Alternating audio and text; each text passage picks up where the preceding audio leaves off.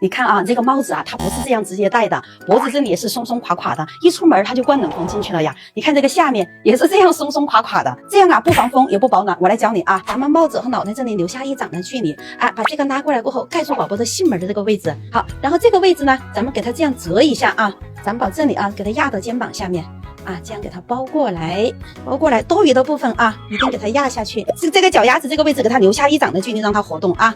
然后这个位置也是这样的，这样给它压过来啊，就可以防止它灌风。然后小手这样放平，然后咱们这样拉过来，多余的部分抄进去。